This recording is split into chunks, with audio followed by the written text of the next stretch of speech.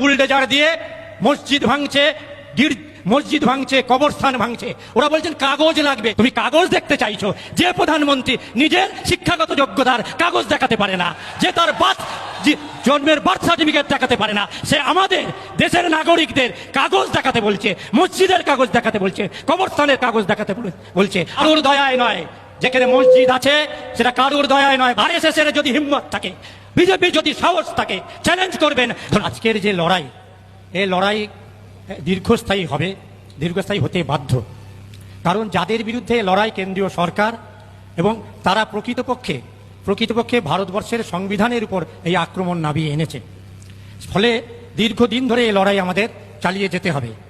আপনারা জানেন বোধহয় যে আজকে দেশ জুড়ে এই ওয়াকফের বিরুদ্ধে ওয়াকফ আইন 2025, সেই 2025-এর যে আইন, সে আইন যেদিন পার্লামেন্টে কিরণ রিজিজু মহাশয় পার্লামেন্টে আনলেন, সেদিন কি বলেছিলেন জানেন? সেদিন বলেছিলেন যে মুসলমানরা, মানে তার মানে হচ্ছে আসলে ওয়াকফে অনেক গোলমাল হয়, ওরা পরিচালনা করতে পারে না, ওরা অযোগ্য লোক। ফলে আমরা যোগ্য লোকেরা ওদের ভালোর জন্য, মানে মুসলমানদের ভালোর জন্য তারা এই ওয়াকফ আইন এবং ওয়াকফ আইনের মধ্যে মুসলমানদের যে সব সদস্য থাকার কথা সবটাই প্রায় বাতিল করে দিতে চাইছেন। আমি তখন দেখছিলাম যে এই যে এরা এই কথাগুলো বলছেন, ইতিহাস ঘাঁটতে গিয়ে দেখলাম যে ইংরেজরা যখন ভারতবর্ষ দখল করে লুট করার জন্য, সেদিন তারা ঠিক এই কথাগুলোই বলতেন যে অসভ্য ভারতবাসী, ভারতের লোকেরা অসভ্য, আমরা ইউরোপের সভ্য জাতি, ভারতীয়দের সভ্য করার জন্যই আমরা এদেশ দখল করেছি। মিলিয়ে নিন, ইংরেজরা ভারত দখল করেছেন যে যুক্তি দিয়ে, ঠিক একই যুক্তি তারা আজকে পার্লামেন্টে কিরণ রিজিজু বলছেন। কেন বলুন তো? আসলে ভারতবর্ষ এই যারা এই দেশের মঙ্গলের কথা বলছেন, দেশের সংবিধানের কথা বলছেন, তারা এটা খুব ভালো করেই জানেন। ওরা হিন্দু হিন্দু কথা বলছেন, আপনারা শুনলে চমকে যাবেন। কামরুজ্জামান বারবার করে বলছিলেন যে এই দলটা বিজেপি সংঘ পরিবারের সঙ্গে হিন্দু ধর্মের কোনো সম্পর্ক নেই। যদি বলেন কোথা থেকে বলছি, 1915 সালে পরম পুরুষ শ্রী শ্রী রামকৃষ্ণদেব তার জীবনী লিখেছিলেন একজন বিদেশি, তার নাম হচ্ছেন রোমারোলা। এখানে অনেকেই পড়াশোনা জানা মানুষ আছেন, একটু ঘেঁটে দেখে নেবেন যে রোমারোলা পরম পুরুষ শ্রী শ্রী রামকৃষ্ণদেবের জীবনী লিখেছেন। সেই জীবনীতে তিনি বলছেন রামকৃষ্ণদেব ইসলাম ধর্ম গ্রহণ করেছিলেন। পরম পুরুষ শ্রী শ্রী রামকৃষ্ণদেব তিনি ইসলাম ধর্ম গ্রহণ করেছিলেন। বলছেন দক্ষিণেশ্বরের ঠাকুর বাড়িতে একদিন তিনি একজন মৌলানা সাহেবকে দেখলেন, তিনি উপাসনা করছেন। তার উপাসনা দেখে আমি বুঝলাম তিনি ইসলামের মধ্যে দিয়ে তিনি ভগবানকে পেতে চাইছেন। ফলে যিনি উপাসনা করছিলেন সেই মৌলানা সাহেবের কাছে গিয়ে রামকৃষ্ণদেব বললেন, আমায় ইসলাম ধর্মে দীক্ষা দিন। তারপরে 7 দিন ধরে তিনি ওই ঠাকুর বাড়ির বারান্দায় সারাক্ষণ তিনি আল্লাহর উপাসনা করেছেন। এটা লিখিত বই আছে, রোমারোলার লেখা রামকৃষ্ণের জীবনী 1950 সালে প্রথম প্রকাশিত হয়েছিল। ফলে রামকৃষ্ণদেব তিনি ইসলাম ধর্ম নিয়েছিলেন। আর এরা অমিত শাহরা, দিলীপ ঘোষরা, তারা প্রতিদিন মুসলমানদের বিরুদ্ধে বলছেন। ফলে এবার মিলিয়ে নিন অমিত শাহ, নরেন্দ্র মোদীরা কি বলছেন। এরা হিন্দু ধর্মেরও শত্রু, এরা কুলাঙ্গার বললে বেশি কম বলা হবে। এরা হিন্দু ধর্মের সঙ্গে এদের কোনো সম্পর্ক নেই। এরা রাষ্ট্রীয় স্বয়ংসেবক সংঘের। এই মুসলমানদের উপর কেন রাগ জানেন? আপনাদের ইতিহাস সবাই জানেন। 1757 সালে প্রথম বাংলা দখল করেছিল, সেই সময় বাংলার নবাব কে ছিলেন? সিরাজদৌল্লা। আপনারা 1857 সালে ইংরেজদের বিরুদ্ধে ভারতবর্ষের প্রথম স্বাধীনতা যুদ্ধ, তার প্রধান সেনাপতি কে ছিলেন? দ্বিতীয় বাহাদুর শাহ। ভারতবর্ষের প্রথম স্বাধীনতা সংগ্রাম। এবং ভানু বলবার সুযোগ পেলে বলবেন, প্রায় 2 লক্ষ মানুষকে 1857 সালে ভারতবর্ষের প্রথম স্বাধীনতা যুদ্ধে 1857 সালে 2 লক্ষ মানুষকে হত্যা করেছিল ইংরেজরা। এবং তার মধ্যে সংখ্যাগরিষ্ঠ মানুষ, বেশি মানুষ ছিলেন ইসলাম ধর্মের মানুষ। ইন্ডিয়া গেটে, দিল্লিতে যে ইন্ডিয়া গেট আছে, সেখানে দেখবেন প্রায় 90,000-এর বেশি মানুষের শহীদের তালিকা আছে। তার মধ্যে 62,000-এর বেশি ইসলাম ধর্মের মানুষের তালিকা রয়েছে। আর ভারতবর্ষের স্বাধীনতা আন্দোলনে সমস্ত রাজনৈতিক দল যোগ দিয়েছে। ওই অমিত শাহদের জিজ্ঞাসা করুন, দিলীপ ঘোষদের জিজ্ঞাসা করুন, শুভেন্দু অধিকারীদের আমরা জিজ্ঞাসা করি বাইনোকুলার দিয়েও খুঁজে খুঁজে একজনও তোমার দলের স্বাধীনতা সংগ্রামী খুঁজে পাওয়া যাবে না, একজনও খুঁজে পাওয়া যাবে না। দালাল খুঁজে পাওয়া যাবে, বেঈমান খুঁজে পাওয়া যাবে, বিশ্বাসঘাতক খুঁজে পাওয়া যাবে। আপনারা ওই সাভারকারের নাম শুনেছেন, ওরা বলে বীর সাভারকার, বীর নামের কলঙ্ক। গ্রেপ্তার হওয়ার পরে মুক্তির জন্য, জেল থেকে বেরোনোর জন্য তিনি 13টা চিঠি লিখেছেন। হে ইংরেজ প্রভু, হে ইংরেজ প্রভু, তুমি আমাকে ছেড়ে দাও, আমি কথা দিচ্ছি চিরকাল তোমাদের দাসত্ব করব। একজনও ভারতীয় যাতে ইংরেজের বিরুদ্ধে না নামে তার জন্য আমি ব্যবস্থা করব।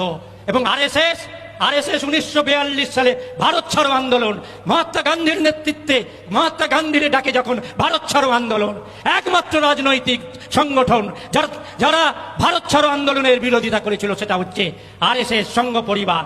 এবং তারা বলছেন ইংরেজের বিরুদ্ধে লড়ো না, ইংরেজের বিরুদ্ধে লড়ো না, শক্তি জোগাড় করে রাখো, খ্রিস্টানদের বিরুদ্ধে লড়তে হবে, কমিউনিস্টদের বিরুদ্ধে লড়তে হবে, মুসলমানদের বিরুদ্ধে লড়তে হবে। সেই বেঈমান বিশ্বাসঘাতকদের কাছ থেকে আমাদের দেশপ্রেম শিখতে হবে নাকি? মুসলমানদের দেশপ্রেম শিখতে হবে নাকি? বেঈমানদের কাছ থেকে কোনো ভারতীয়, সে হিন্দু হোক, মুসলমান হোক, শিখ হোক, জৈন হোক, একজন ওই বেঈমান বিশ্বাসঘাতকদের কাছ থেকে দেশপ্রেমের কথা শুনবে না। নেই দেখবেন 2024 সালের হিসেব যদি দেখেন, একদিকে যেমন বুলডোজার দিয়ে মসজিদ ভাঙছে, কবরস্থান ভাঙছে, ওরা বলছেন কাগজ লাগবে। আরে দিল্লি মিউনিসিপ্যালিটি 600 বছর আগের কাগজ, 600 বছর আগের মসজিদ। দিল্লি মিউনিসিপ্যালিটি তখন তৈরি হয়নি, কলকাতা পৌরসভা তৈরি হয়নি, বিধাননগর মিউনিসিপ্যালিটি তৈরি হয়নি, কোথা থেকে কাগজ পাওয়া যাবে? তুমি কাগজ দেখতে চাইছো? যে প্রধানমন্ত্রী নিজের শিক্ষাগত যোগ্যতার কাগজ দেখাতে পারে না, যে তার জন্মের বার্থ সার্টিফিকেট দেখাতে পারে না, সে আমাদের দেশের নাগরিকদের কাগজ দেখাতে বলছে, মসজিদের কাগজ দেখাতে বলছে, কবরস্থানের কাগজ দেখাতে বলছে। আমাদের নারা, আমাদের স্লোগান কাগজ নেই দেখাएंगे, কাগজ আমরা দেখাবো না। ওই দ্য পিপুল অফ ইন্ডিয়া, আমরা ভারতবর্ষের নাগরিক। ফলে কারুর দয়ায় নয়, যেখানে মসজিদ আছে সেটা কারুর দয়ায় নয়, ভারতবর্ষের সংবিধান। ভারতবর্ষের সংবিধানের মৌলিক অধিকার বলে একটা অংশ আছে, যে অধিকার কখনোই কেড়ে নিতে পারে না। তার সংবিধানের আর্টিকেল 25 থেকে 30, বাংলায় হচ্ছে অনুচ্ছেদ 25 থেকে 30। এই মৌলিক অধিকারের 26 নম্বর অনুচ্ছেদে পরিষ্কার বলা আছে, ধর্মাচরণ করা, ধর্ম প্রচার করা, ধর্মীয় প্রতিষ্ঠান তৈরি করা, দাতব্য স্থান তৈরি করা, এই সমস্তটাই হচ্ছে সাংবিধানিক অধিকার। কারুর দয়ায় মসজিদ তৈরি হয় না, কারুর দয়ায় গির্জা তৈরি হয় না, কারুর দয়ায় প্যাগোডো তৈরি হয় না। ভারতবর্ষের মহান সংবিধান, ভারতবর্ষের স্বাধীনতা আন্দোলনে অসংখ্য শহীদের জীবন দেওয়ার মধ্যে দিয়ে যে সংবিধান তৈরি হয়েছে, সেই সংবিধান আমাকে এই অধিকার দিয়েছে। এই অধিকার যদি কেড়ে নিতে আসো, অনেকেই চেষ্টা করেছেন, আজকে আর সেটা বলবো না, অনেকেই চেষ্টা করেছেন, ফিরে গেছেন, ব্যর্থ হয়েছেন।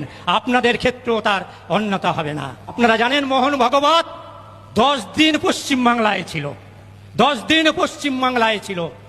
কি করেছে আমরা জানি না। মুর্শিদাবাদেও গিয়েছিল, ফল তো দেখতেই পাচ্ছেন।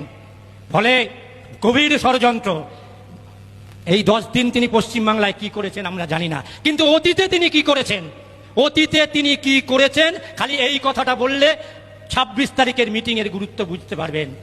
অতীতে 2008 সালে মেলেগাঁও এবং মক্কা মসজিদে বিস্ফোরণ ঘটানো হয়, এবং সেই বিস্ফোরণে নমাজের টাইমে পরিকল্পিতভাবে বিস্ফোরণ ঘটিয়ে নমাজিদের, মুসলিমদের হত্যা করা হয়। এবং হই হই করে গদি মিডিয়া প্রচার করতে থাকে মুসলমানরা বিস্ফোরণ ঘটিয়েছে, মুসলমানরা সন্ত্রাসী কাজ করেছে। অসংখ্য ইসলাম ধর্মের যুবকদের গ্রেপ্তার করা হয়। পরবর্তীকালে সব গ্রেপ্তার হয়। সেই গ্রেপ্তারের মধ্যে এই বাংলার কুলাঙ্গার নবকুমার সরকার, অসীমানন্দও ছিলেন। এবং আরো শুনলে ভালো লাগবে, এবং এটা জেনে রাখুন কত গভীর ষড়যন্ত্র হতে পারে। মক্কা মসজিদ বিস্ফোরণ, মেলেগাঁও বিস্ফোরণের যে পরিকল্পনা হয়, 4 জন উপস্থিত ছিলেন। সেই 4 জনের মধ্যে অসীমানন্দ মানে নবকুমার সরকার, ইন্দ্রেশ কুমার, এবং আজকে যিনি আরএসএস এর প্রধান মোহন ভগবত উপস্থিত ছিলেন। গল্প বলছি না। অসীমানন্দের জেলখানায় থাকার সময়, পাঁচকুলিয়া জেলে থাকার সময় 78 পাতার ইন্টারভিউ আছে।